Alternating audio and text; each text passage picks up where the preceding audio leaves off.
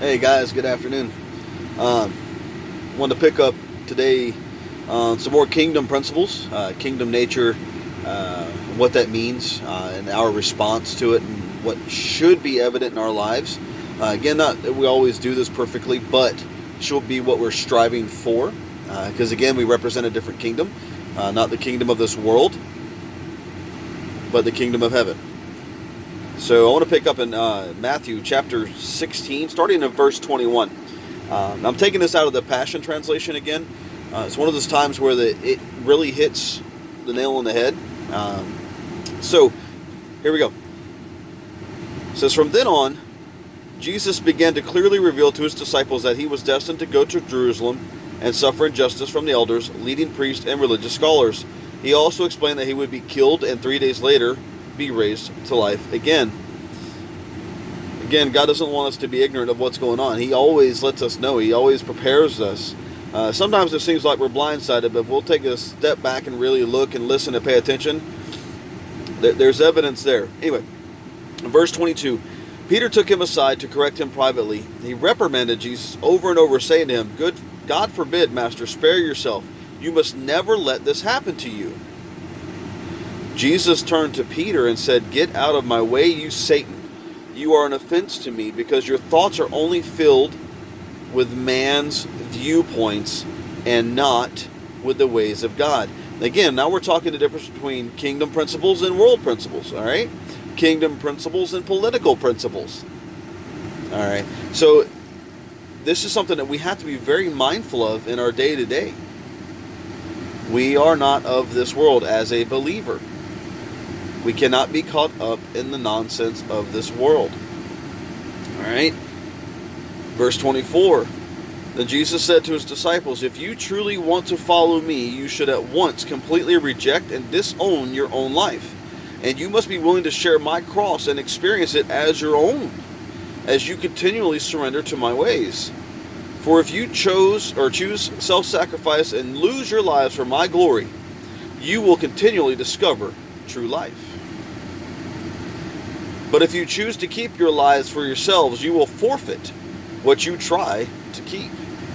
For even if you were to gain all the wealth and power of this world with everything it could offer you at the cost of your own life, what good would that be?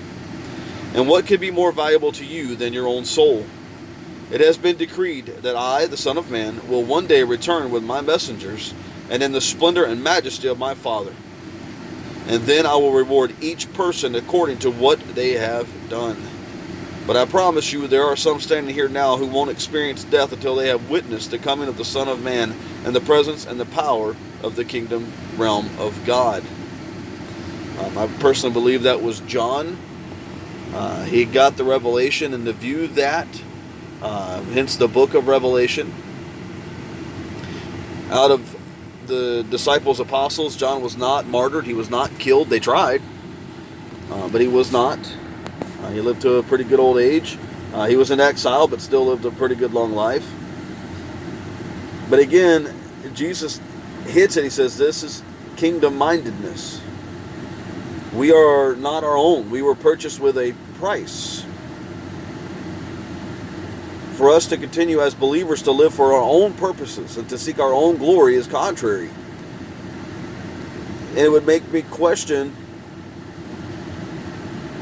different things. I'll leave it at that. I have some ideals there, but the idea is we should be pursuing kingdom-mindedness. We should be pursuing Christ's heart in every situation and how the Father would handle it and what he would do and how he would show love, grace, mercy.